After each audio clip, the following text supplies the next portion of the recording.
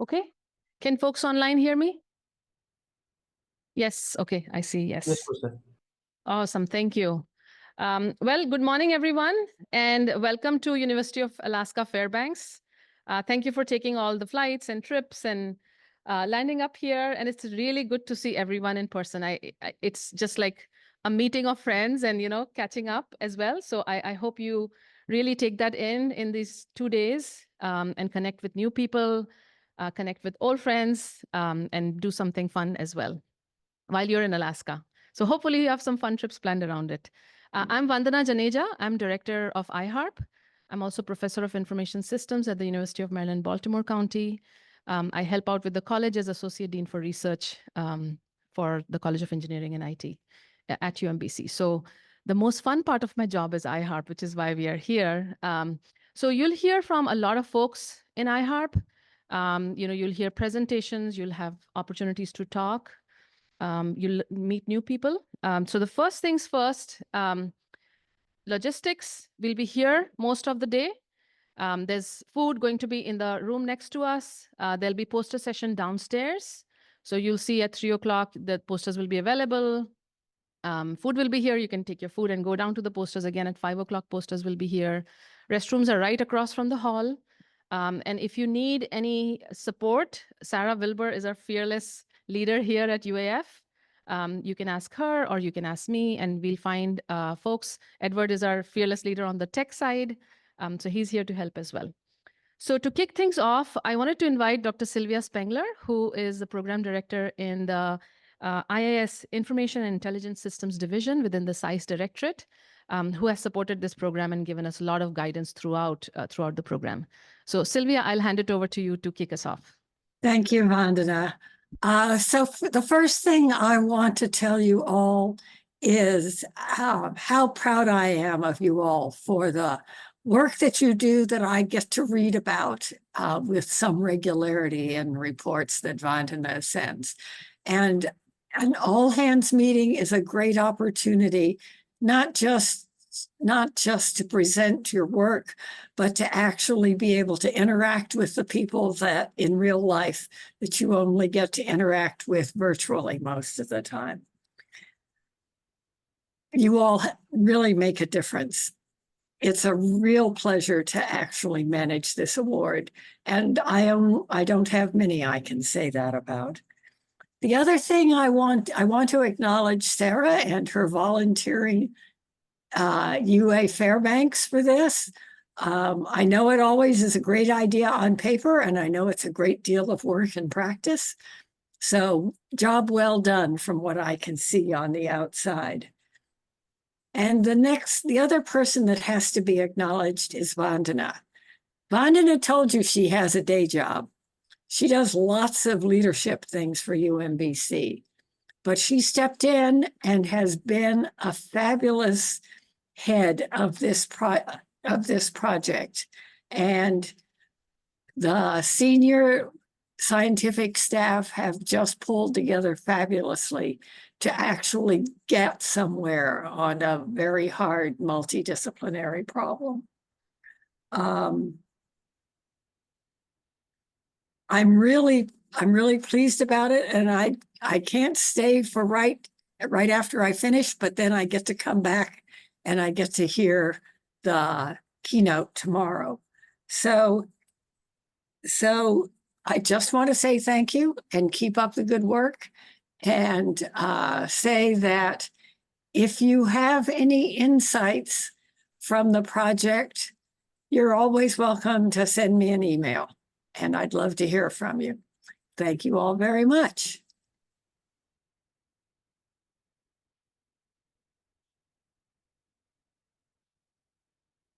Thank you, Sylvia.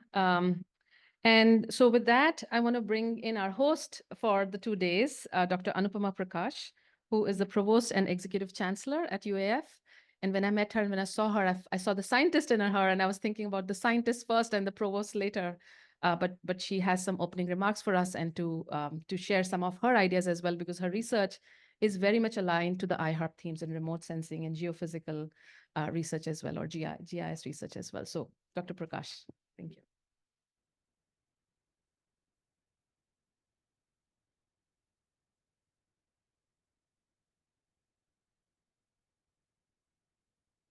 Well, thank you, Dr. Spengler.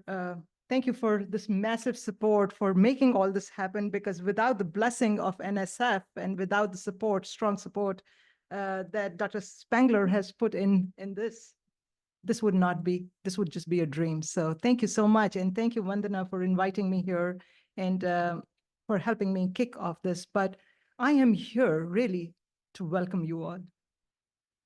Thank you. Thank you for being here at UAF, the University of Alaska Fairbanks, the northernmost US university. Isn't that cool that you are here? Yeah. On this campus, which is called the Trot Yedda campus. I want to talk to you a little bit about the place where you are sitting. You are sitting on the Trot Yedda campus. Trot Yedda is an indigenous word which means potato field.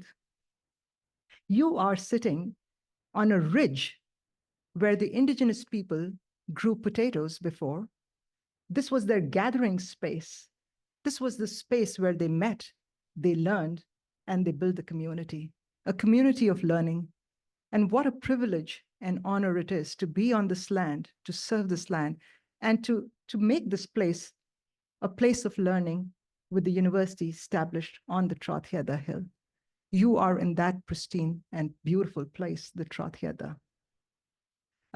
As we sit over here, we always acknowledge the lands and the people who were the stewards of this land for a long, long time.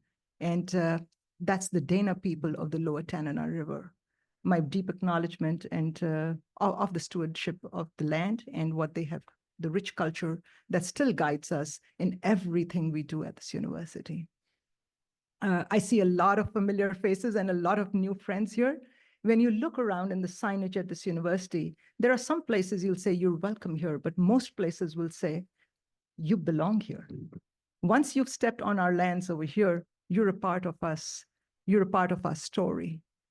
And that's what we look forward to in building that relationship and continuing that relationship, not just for the 5 years of the iHARP project, but in perpetuity. Because once you get connected, you move along with this. So thank you so much for putting in the time, the energy, the work that you put in, what you do, because that builds the community and that takes us forward. For whether you are living here every day in Fairbanks or traveling here sometimes or have come here for the first time, I welcome you all. And it's a privilege and honor to be standing here today to welcome you all. Vandana, thank you for being the fearless, brave director of such a large project. And also to your deputy director, is it co-director, Matthew Morlingen? I want to say thank you. Can you raise your hand so I just know your name, but not your face? All right, thank you. Thank you for all the work that you're doing and your team is putting together. I also want to thank your advisory board. Your advisory board, that is the solid rock foundation of people who actually volunteer their time on top of everything else that they do to guide and to steer the ship and say, hey, yeah, look at the broader picture. This is where you fit. Your chair, Beth Plele, thank you so much. Thank you so much for being here. Thank you for being on the first table, fearlessly looking, taking notes, observing, and really capturing and absorbing as you do. As you stay here, I do wish that you learn so much more about this place, about the research here, about the academics here, and what this place brings to this consortium and this large iHARP group and the community that is there. I want to actually acknowledge Andy Ashwandon, and I would like him to, he's so normally unassuming and doesn't want to stand up. So I will ask him to embarrass himself by standing up and being acknowledged. Andy, I'm going to give you also a round of applause for being the PI, the UAF PI for this part of the project, and your team that's working really hard with you. And I have worked with the Geophysical Institute where Andy works. That's the institute and that hired me along with the college, academic college where I worked. And that's just a fabulous core place for high-end geophysical research. And the team that supports that research, we would just keep doing our work and nobody would see us except when we publish or go out for meetings. unless we had a really strong outreach team. So I want to I'm also going to ask Sarah Wilbur to stand and Kelly Egan to stand and be acknowledged for just all the work that you do all the time to make us look so good. Yeah, thank you so much. Thank you. Anyone has any questions about whether they should float the river, they should see the canoe, they should go on a kayak, they should go to Chena Hot Springs, whether they should take flip-flops or towels when they go? Sarah will be able to answer all those questions and many more for you. I do hope that you are not so involved that you forget to enjoy this beautiful place as you are over there. Over here, you have 2 days of a full and a really beautiful agenda. What I want to do in my opening remarks is, besides thanking you all and welcoming you all, tell you a little bit about myself, my journey. I want to tell you a little bit about the research at this university, the people of this university, and then also think about a little reflective on where we are heading and what this means, this consortium means, and where there are opportunities for you individually and collectively in this place to be here. So this university was established in 1917. We have more than 100 years of history over here. This is the first university this was the state university. This place was the one. If you go right out here, just when you get out of this wood center, there's the Signers Hall. That's where my office is. It is such a privilege and honor to be sitting over there. It's called the Signers Hall because the Constitution of Alaska was signed here. That's the historic place that you are walking in today. The university bears a triple crown. This university bears a triple crown. It's the land grant, sea grant, and a space grant universities. Not many universities can tout to do that. We also are an EPSCoR state, NSF EPSCoR state. We receive NSF EPSCoR funding, and that's EPSCoR stands for Established Program for Stimulating Competitive Research. That's because, for the size of our university, we're a remote university going for a lot of population. If you look at the percentage of NSF funding, there's a threshold below which if you get that, then you are an NSF EPSCoR state, and we are an EPSCoR university. This April, now I'm going to list these names. This April, we had the top brass of National Science Foundation here on this campus, visiting this place and the other buildings over here. Director Sethuram Panchnathan, I knew I would, Panchnathan, he was here, Sethuraman Panchnathan. I should just go with Punch. Punch was here. He was there, along with the director of Office of Polar Program, Arctic Science Director. Their chief of staff was here. Their head of the Office of Legislative Activities was here. The entire team, five-member team was here looking at the research, and they said, NSF is a big part of our funding mechanism. That's one of the big federal agencies that funds a lot of UAF research. And they said, we've seen so much work, but when you step on your foot over here, then you realize how deeply committed the people are. People live in Alaska, not because they love the cold. We have 8 months. You've come at the 4 months where you have 24 hours daylight. You are at like the peak blissful time over here, but we also have 8 months of winter. That's harsh. We like that too. We like it because the research just keeps us going. UAF, University of Alaska Fairbanks, is in the top tier of what Carnegie calls the R2 research tier 2 universities. We're just at the top, which means there are R1 universities, there are R2 universities, and then there are other research universities. Top of the R2 means that we are already in the 7% of the university brackets, top 7%, and we're about to make a leap to R1. We are so close. And that would put us in the top 3% of the US universities for our research. The threshold for Carnegie to go from R2 to R1 is research expenditures in the order of $50 million. So you think, all right, $50 million. Guess what this university brings in research funding? Our faculty, who just top-notch researchers, over $200 million in research funding annually to this university. And this is just the UF component of that research. This is not the bigger projects. So if you see iHARP, you'll have a $15-30 million project, but the university portion is small. People work because they see the bigger picture. But this is just the university component of the research, which is punching above the weight for any standards, from any standards. When I had finished my PhD, I did my PhD in India, and it was in mining, but coal mining. I was studying underground coal mines, but using satellite data to study those. And that's where I got introduced to big data. And I said, I was working on that. And then I did my postdoc in Netherlands, and then did my first job there. And we had the whole world open to us to go, my husband and I. And we sorted out, and we said, where would we like to go? And we made a pick. We make top, UAF was in the top 3 that we identified for ourselves, and the only one in the US that we identified for ourselves. And you'd ask us why. My parents didn't like the idea.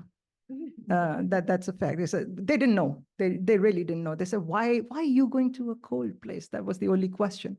But my husband, who's also in remote sensing, and he does work with synthetic aperture radar data and interferometry, and I look at optical and thermal data. And I'm saying these words because I know this team understands. Not every team can I say those buzzwords. I said, why do you want to go there? We talked about it.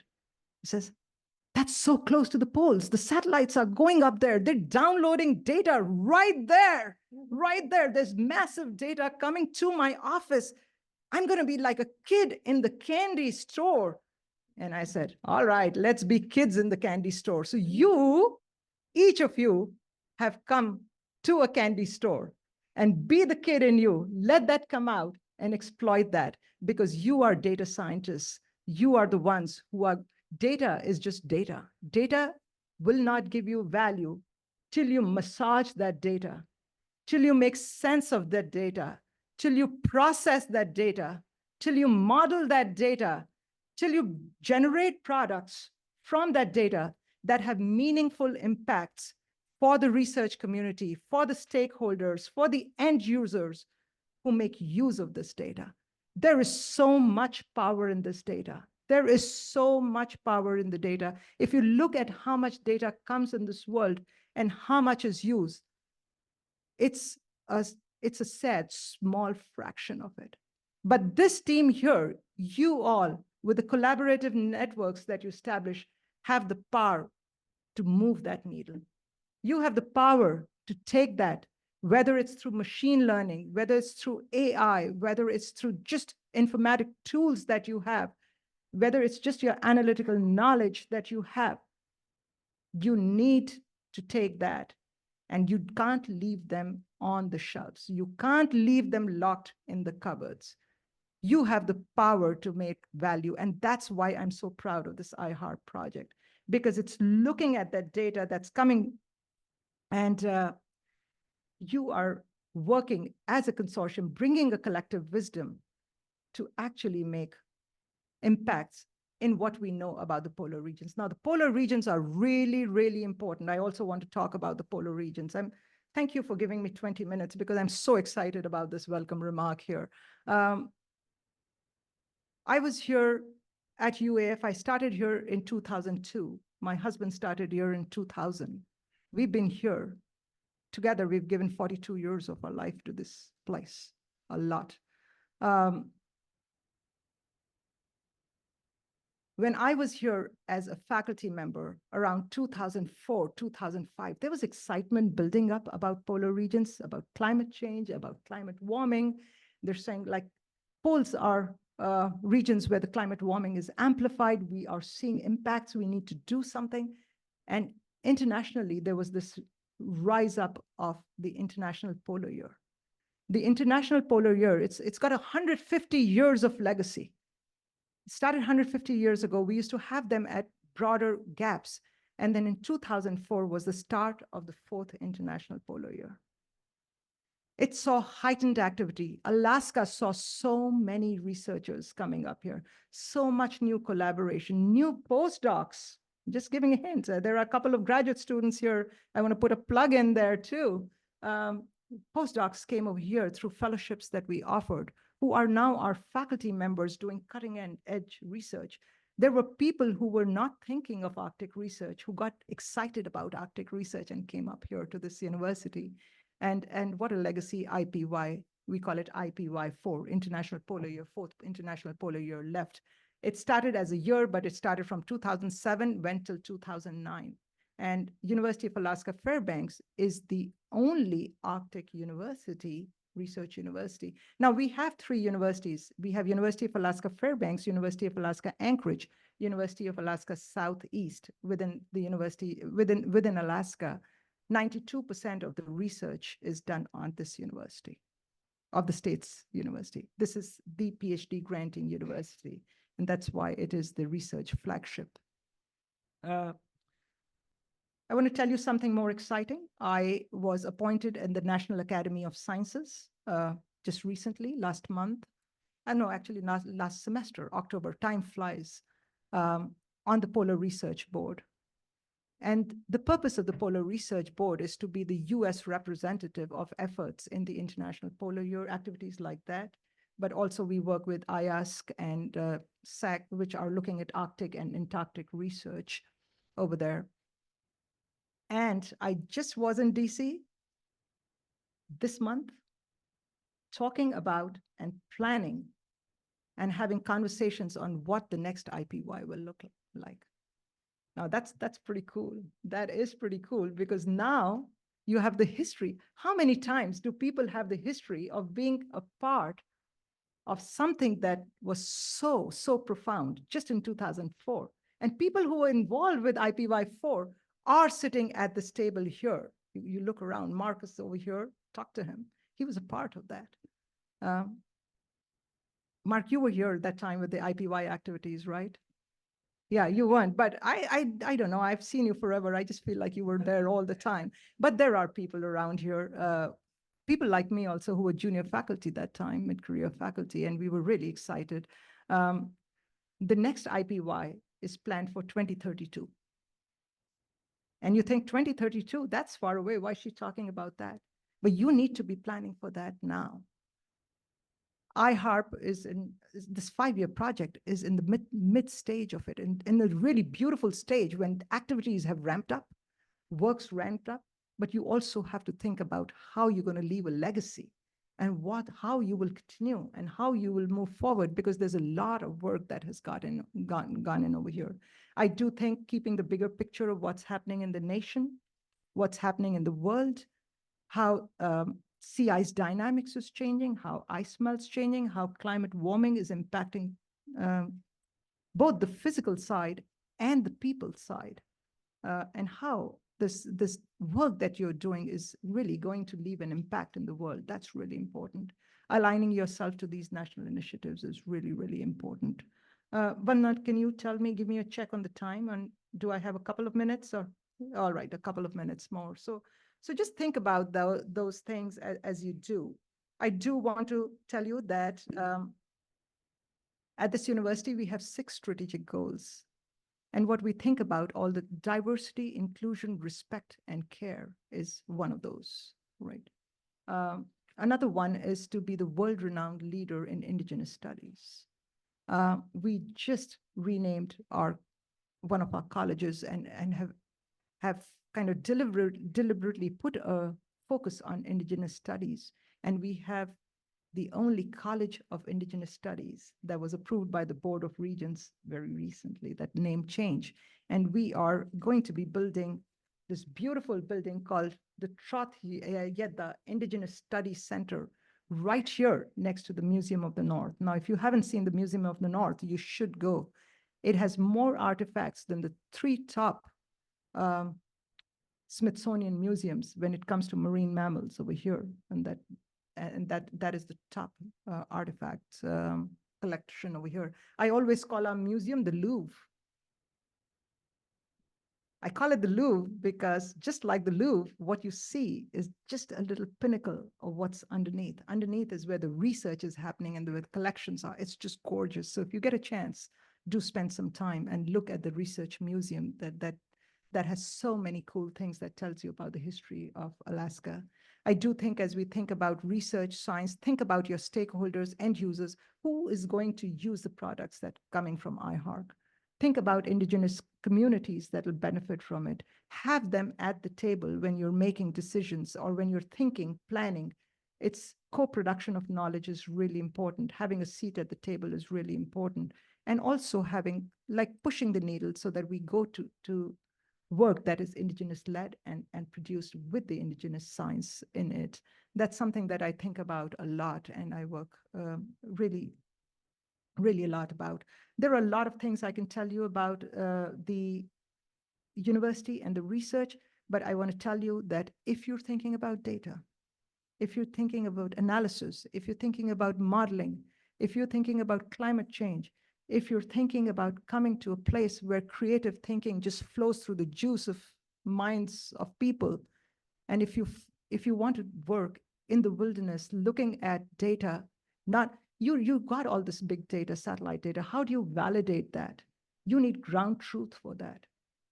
This community works every day to collect that ground observation, get that collective wisdom that adds value to the big data that you are processing. Look for those partnerships, have for those conversations. You see people over here who are fearless, who put their lives at stake, and just for the passion of what they do, they go every time out and get you new things, new data, new information, new knowledge that is at the cutting edge and leading science. Andy is a fantastic key person. He works out of passion. I know that on this project, he's put his heart and soul, though I see it's like this is not the only project he works on. He's got many, many other things. But the amount of time and effort he puts into this is just amazing. It's not for the money. It's for the passion he has for the science. He's a good resource for you. He can connect you to other people. You can reach out to any of us. But I do want you to make the best of this time. Have a very productive meeting. If you have any questions, you will hear a lot about the research at this university, whether it's in geophysics, whether it's in biology, whether it's on Indigenous knowledge or the liberal arts, how it integrates. Look at transdisciplinary research. If you are looking at new proposals to build a team, this is a place to do it. So I encourage you to make as many contacts and remain here and remain connected. Remain connected. As I always say, you belong here. Once you're here, you belong here. So thank you so much. And I wish you all the best for this great meeting.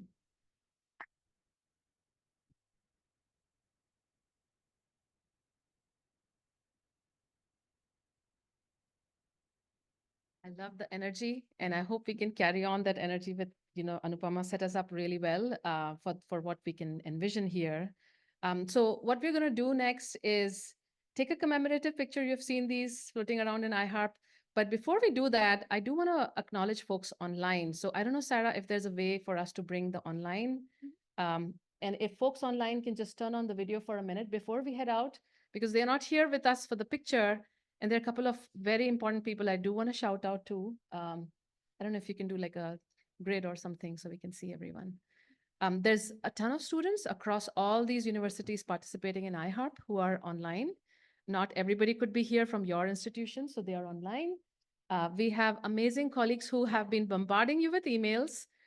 Nikki is our fearless, communications and operations manager in iHARP. You've seen enough emails from her, Nikki, right? And she sends me all these nice pictures of her and the baby to, keep us high in spirit as we plan for this.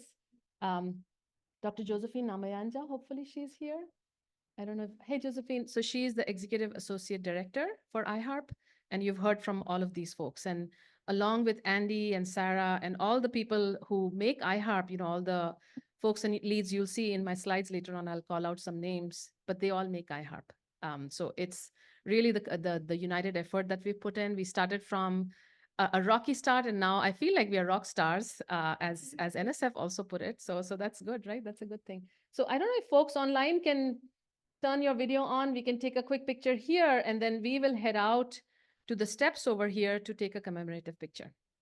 I don't know, folks online? If you don't want to turn it on, I get it, but at least we get one picture with you all. All right, so hopefully some of you captured some pictures of the online folks, but we'll come back in a few minutes. So don't go away.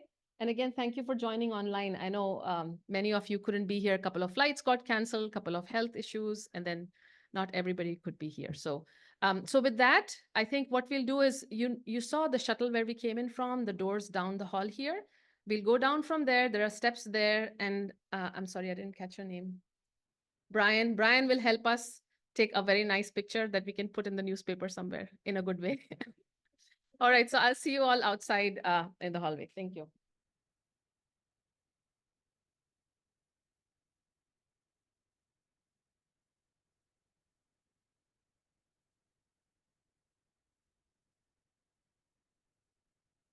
All right, welcome back again. And you hopefully have seen the agenda. There are some printed copies out there. And we have a full day today and then a very exciting day tomorrow as well. You will notice two themes on the agenda.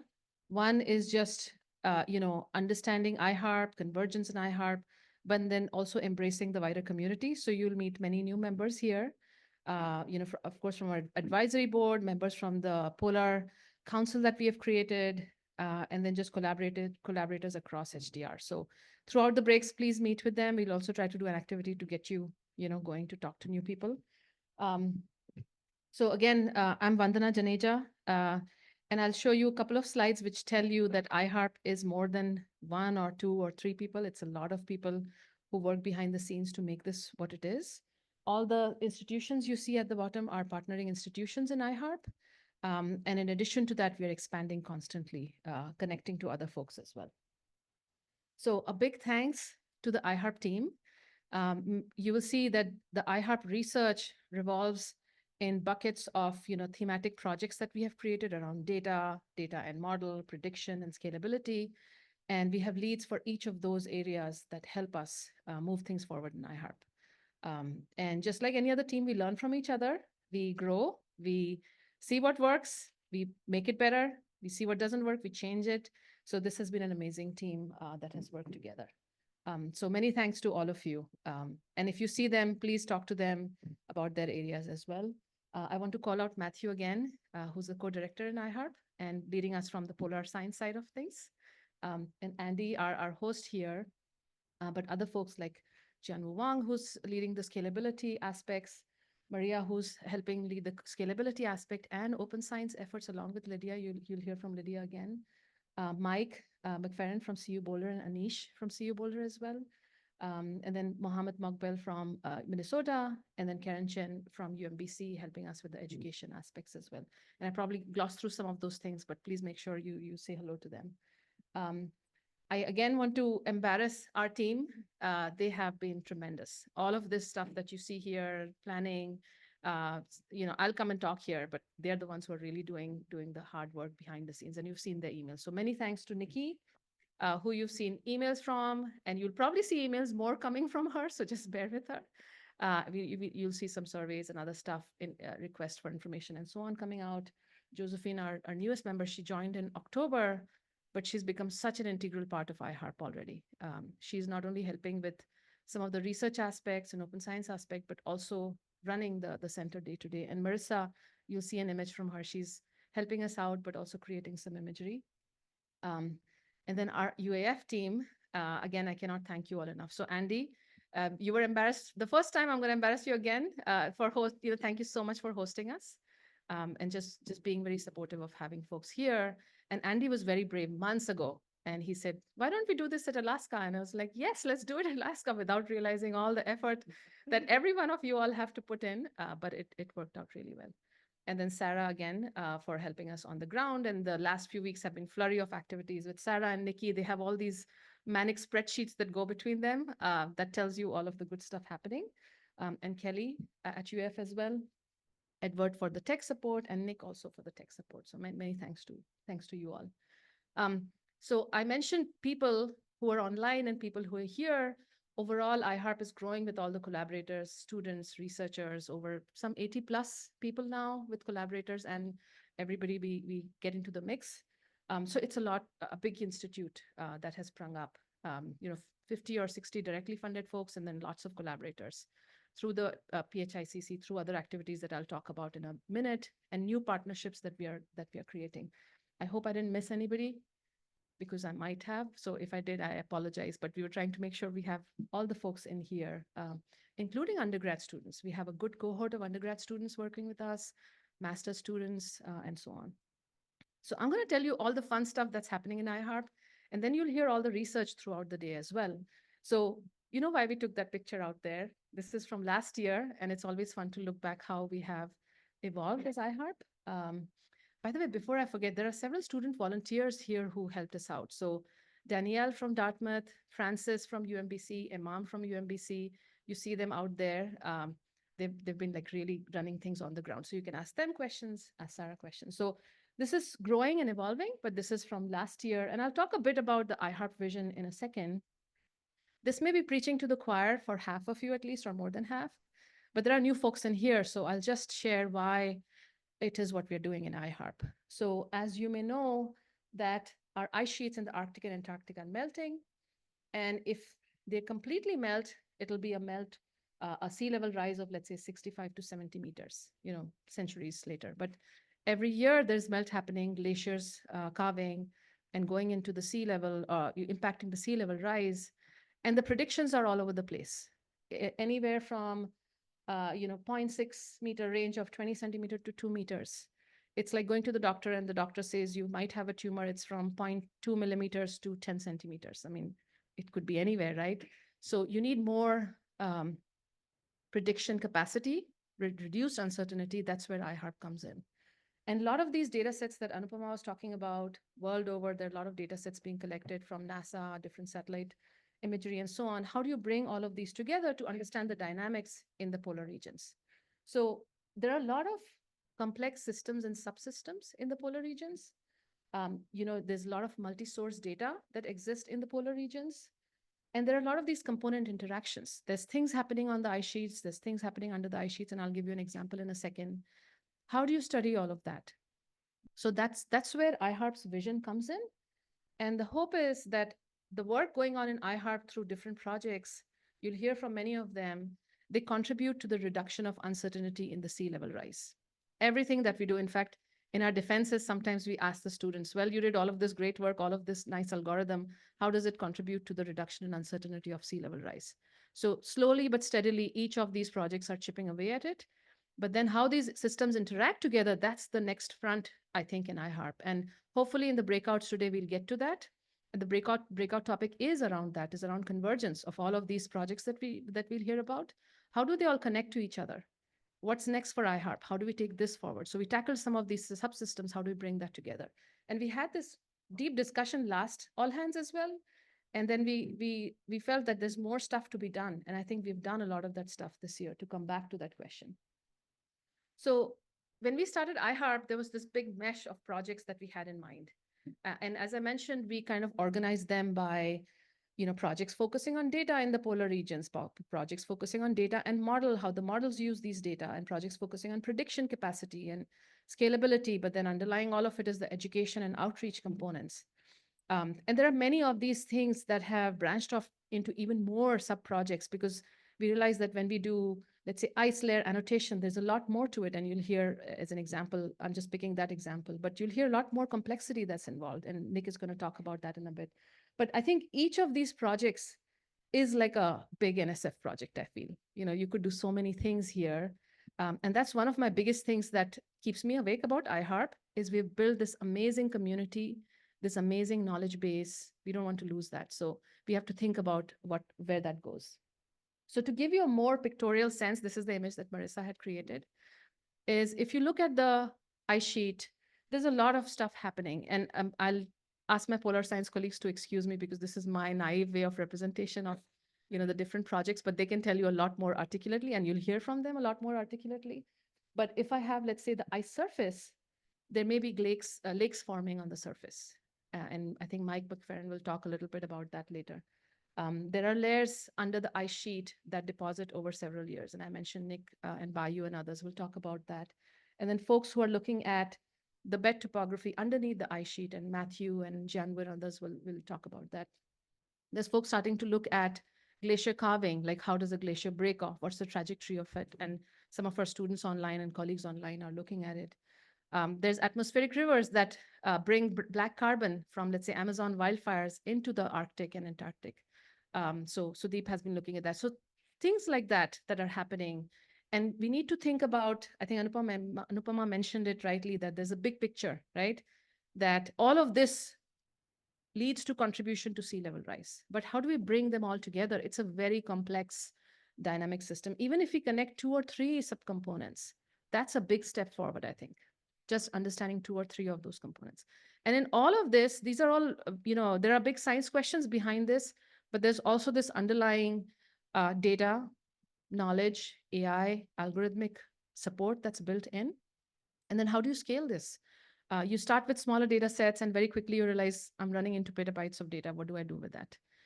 So you have to think about that aspect as well. And I'm hoping some of our colleagues here can help us think, folks here who have been in this field for a long time in high performance computing and others. So aspects of that are also very, very present in iHARP. So like I said, I'm going to talk about the fun stuff that I've seen in iHARP, and you'll hear the research stuff coming in as well. But just in terms of the research productivity, iHARP has been very productive in terms of the publications we are producing, over 41 some publications, and they range over, all types of publications, all the way from posters to journal publications. But the fact that, so much work is evolving here is telling you that people are seriously thinking about it. And one of the tenets of iHARP is to really have interdisciplinary teams in all of those presentations as much as we can. So majority of these publications, you will see there's always a science person and a computing person, a polar science person, computing person, or an environmental science and computing person. So these project meetings are also like that. And those are very interesting meetings. I'm telling you, it's a lot of fun. We have to first understand the terminologies, and then we argue over terminology. I'm looking at Nick because we as we're writing papers, we're like arguing over one terminology or the other. So I think those are important things to happen. And that's what I said, it keeps me awake, that I don't want to lose that. It's really amazing that has culminated here. There are several undergraduate data science scholars that have come out of this program. Researchers have won awards. Dr. Wang actually mentored, along with Sahara, mentored a high schooler that won an award. Sahara Ali, who's graduating, also won a Best Paper Award. So all of these good things are happening with the students in terms of research. And I think the students are the backbone of iHARP. We have such a tremendous wealth of knowledge from the students here and the students online. Several of them have defended their PhD proposals, and a couple of them have defended their dissertations. Students have gone on to do internships. And this is just a few pictures that I had. I'm sure across all the iHARP institutions, there's so much going on. But I just had a few pictures, so I put them together just to give you a smattering of things. But students are going into internships at NASA or at AWS and other places. So they're leading into good careers as well. So just a few students I'll highlight. Naomi is in here, who just defended her master's thesis. She's all the way in the back. And you'll see her work in the poster. And then Tolulope Ale, he's at AWS right now doing his internship. He defended his proposal. And then Sahara defended her dissertation, and she's headed to UNT in a place where Sharad works, or Sharad's institute at UNT. So she'll hopefully be connected with iHARP as well. So my hope is that some of these students will go out and do other work, expanding iHARP reach as well. We are building new partnerships and looking for new partnerships all the time. So in terms of the partnerships, I really want to welcome the PHICC members, the Pan-HDR ISMEL Council that we call. And this idea emerged from several of our meetings internally at iHARP, that we want to have an expansive reach across other HDR institutes. So NSF has these 5 HDR institutes. iHARP is one of them. Shiche is the director for another institute. He's here as well. So we wanted to have a reach across and connect with other members, and again, bring in our advisory members into the fold, and see what new things and new directions will come out of it. So some of our Pan-HDR ISMEL council members are here. Can I just ask you all to stand for a second, the council members, if you're here? Anthony and Christine Kirkpatrick and Vipin right here.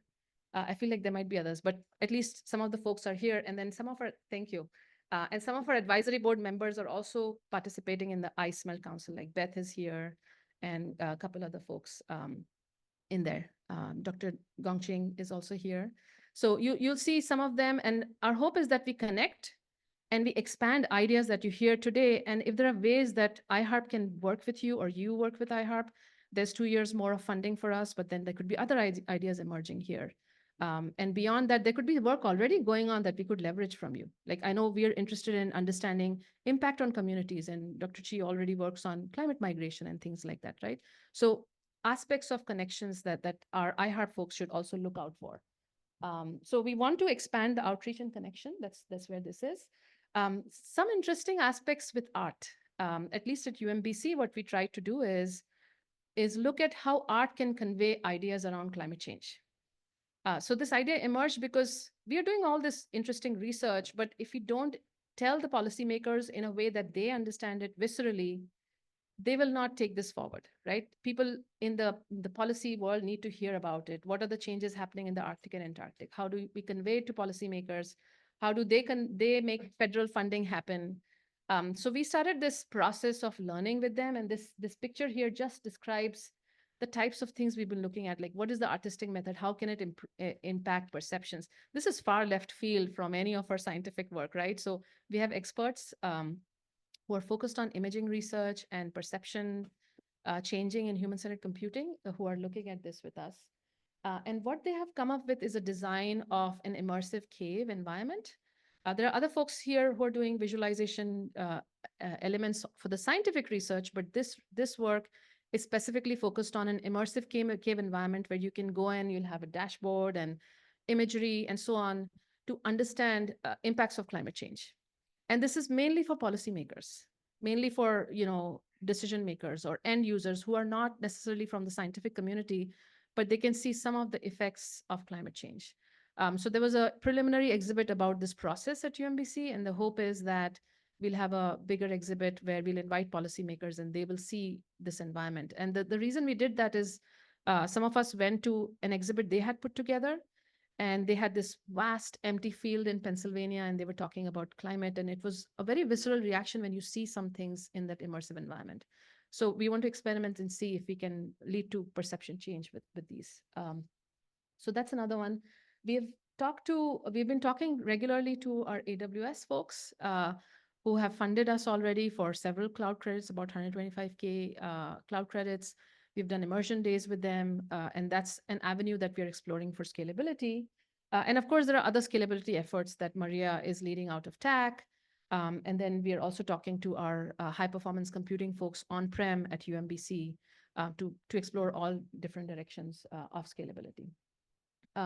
Two other avenues that several in iHARP know, but I want to highlight it for our other collaborators here, is we started something called as iHARP Fellowships, where we invite visiting fellows who can come and spend some time with iHARP, like just do some travel and visit and meet folks. The other aspect of the fellowship is graduate fellowship, where we invited applications and from graduate students so that they can spend 1 year collaborating with iHARP colleagues. And this has already led to some partnerships. I'm not able to announce the names yet because we haven't done the final paperwork, but we already have a couple of members identified as visiting fellows and graduate student fellow. I think one, I think I can mention the university names, but Georgia Tech working with Dartmouth, and then a couple of folks from UMBC. And then we have the other side of that where we invited synergy proposals, where if you have a new idea that you want to spark with iHARP, you apply for a seed funding, and then that gets you going to, again, build more collaboration. So hopefully we'll be able to announce those soon. The reason I want to highlight these is we'll have this call again, and we really hope that folks here today who are new to iHARP or listening to these things for the first time would, share this with your colleagues, have your students apply, have your postdocs apply, have your colleagues apply. We would love to have more connections in iHARP. I think that's everybody in iHARP would love to have more of those connections. So please think about that for the next cycle or even sooner. If you have somebody in mind and you want to spark that right away, just let me know, and then we'll somehow get that going, because we don't want to do like a full call and wait for the a whole year. We want to get these things jump started. And this was funded from a supplement from NSF, by the way. There's another interesting collaboration that I do want to mention with GHub, and Josephine is not here in person, so I'm going to take the charge and share some of the work from her. Last year, when we did our iHARP meeting with the advisory board feedback, we got some very good feedback, and one of them was around making iHARP tools available to the scientists that will be able to use it.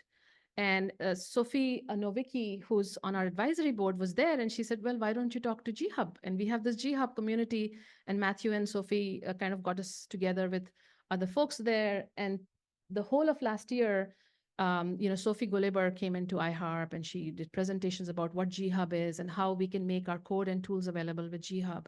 And this is just a sliver of the open science effort. You'll hear from Mike later on about some of the open science efforts. You'll hear from Lydia about the open science efforts. So this is a big picture piece, and this is one of the items that we have explored. And it's a lot of work, a lot of pipeline, and I want to give kudos to Josephine for that. And this is all her work. But really connecting students to GHub so that our tools are available in that community, which is used by polar science folks or polar science researchers. There are other avenues we have to do as well, right? We have to put this work in multiple places if need be.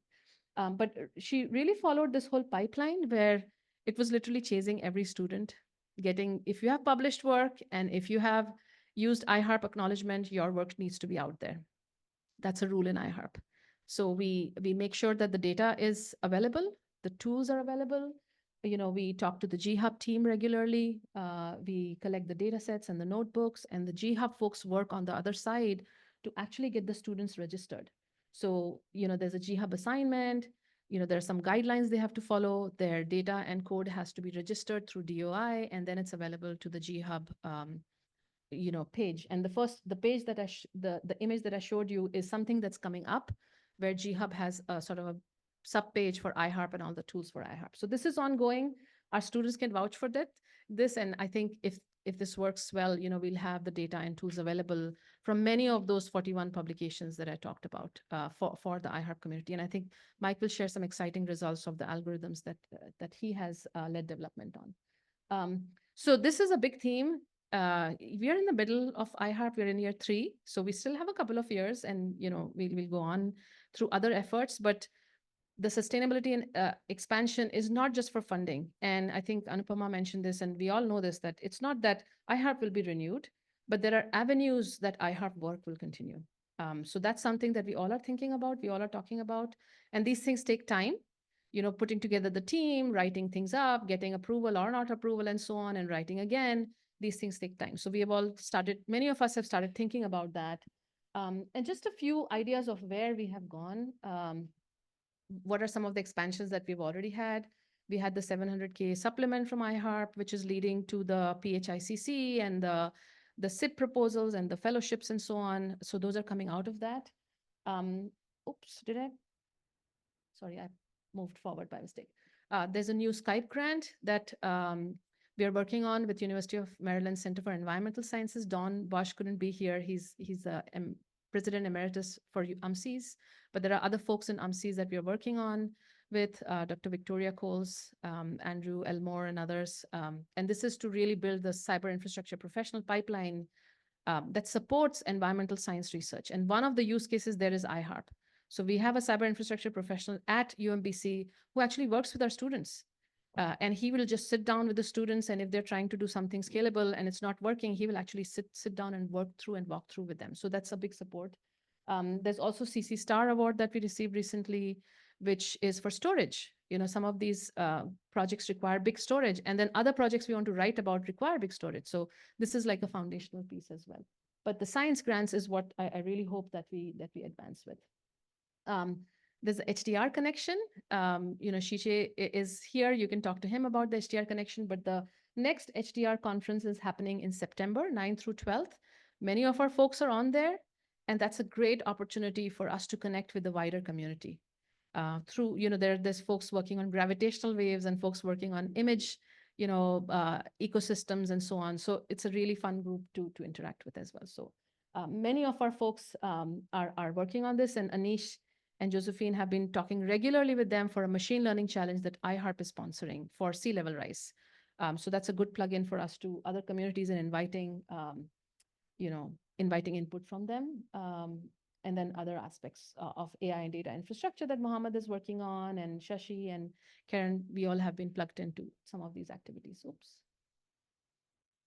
Did something happen? Oops. Okay, so ongoing efforts, we'll keep working on the open science aspects, working on the submissions, machine learning challenge, all these projects that I mentioned, these are ongoing. And we still want to do more community engagement efforts. So these are some of the community engagement efforts. You'll hear more about the K-12 community effort in a bit. But I think the communities that are impacted by climate change, that's a place where I would really love to make some headway. I said this last year, it's a tough problem and tough to make those connections, but I really hope that we can connect with folks like that. We have been talking to folks at UMCs around local sea level rise issues. But other folks like, in the Arctic and Antarctic or indigenous communities and so on, those are the places where we really want to continue to make headway. So that's still, ongoing in some sense. Convergence is a big theme you'll hear in the breakouts. I really hope when you talk to each other, talk about how different pieces that you heard about, how they connect to each other. We are also expanding a little bit of focus to Antarctic. We focused a lot on Arctic in the first 2 years. We are thinking about Antarctic, open science, workforce development, mentoring. These are all themes that we keep repeating that you'll hear throughout the day and, in the coming months. And then continuing on the community engagement piece. Oh, yeah, I wanted to mention something. We are planning a science communication workshop with the IRC folks. That's going to happen in January. So again, when we do all of this fun research, how do we communicate to the policymakers? That's something that they are going to help build out a workshop on. So you'll hear more about that coming up.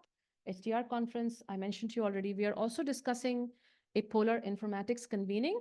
More to come on that in 2025. I don't want to say the next all hands yet because I need to breathe after this first one. But we are excited to think about possibilities of co-hosting a workshop and bring that up in 2025. So more on that, but you'll see that coming out. So this is, a growing ecosystem. I feel like this is really expanding and growing through all of the pieces that I just mentioned. And hopefully some of those new bubbles that you see up there will lead to the next iteration for iHARP or next iteration of the community that's here. It doesn't have to be me, but somebody, it could be anyone, but the community that we've built and the connections we've built, I hope that we move this forward. So with that, and I'm almost at the end of my time, for these 2 days, what's going to happen? So you'll see in the agenda, it's jam-packed. There's lots of spotlights, and our fearless session chairs are charged to keep people on time. You'll hear quick 10-minute presentations followed by Q&A. The reason was we kind of went back and forth about it is, do we want like big talks or do we want small things? And then everybody wanted to hear about all the fun stuff going on in iHARP. So you'll hear a lot of that. And remember that this is just to pique your interest and get you aware of the projects, and feel free to talk to them. There'll be opportunities throughout the day. So there'll be a couple of spotlights and then there'll be a panel, kind of a breather, and we'll talk about big picture things in multidisciplinarity. And then again, there'll be a spotlight on open science efforts, and then we'll go into breakouts. So by the time you've hit the breakouts, you've heard a lot about iHARP, and there'll be breaks hopefully throughout the day to keep you, fresh and refreshed. There's coffee all throughout the day, so you're refreshed. So that's how this first day will go. The aim, at least, that I hope that you carry on is know iHARP, get to know iHARP a little bit, make new connections with the broader community, discuss convergent ideas, what connects. A light bulb may go on and say, oh, this project should connect with this one, and so on. It's a big community. So sometimes we find out new things about each other as well in iHARP. Explore what's next. And I think this is a theme that we all know, right? When you have multidisciplinarity, it's all about respectful dialogue, understanding that there are multiple ways to look at a problem, understanding that, you might hear different viewpoints that may not agree with you, but we just, work through those ideas as well. So that's important. With that, I want to switch into some of the announcements, and I'll have maybe a question or two if there is. This is important if you want to eat today together. We have something called as a no-host dinners. So on your agenda, there is the QR code. Make sure to scan that. You can scan it here. And then if you want to go to a particular restaurant, hang out with people in the evening, just put your name down for a restaurant. There's a drop down in the spreadsheet. Pick a restaurant. What we'll do is we'll organize groups, and then you go on your own to those restaurants, but we'll just try to make reservations for a group. If they're going to restaurant A, 10 people, we'll just make a reservation, and then you have to Uber up there.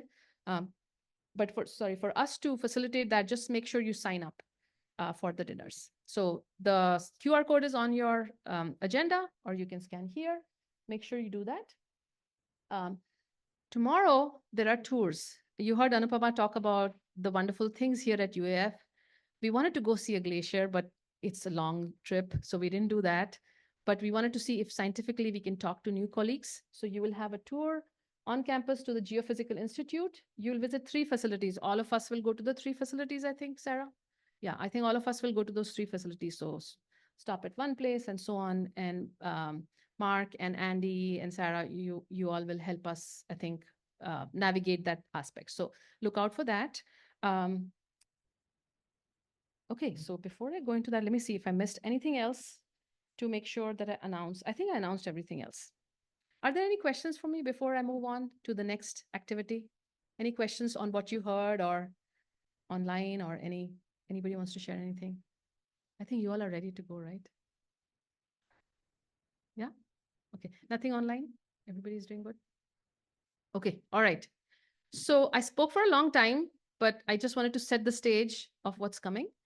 And some of you know each other, some of you don't. So here's the next activity that I want you to do. Just so you know each other. If you feel like you don't want to do this and just talk to people, I'm fine with that. But here's what we'll do is there's something called a 6-word bio. Has anybody heard of what's a 6-word bio activity? So I just recently learned about it, and I kind of found it very fun.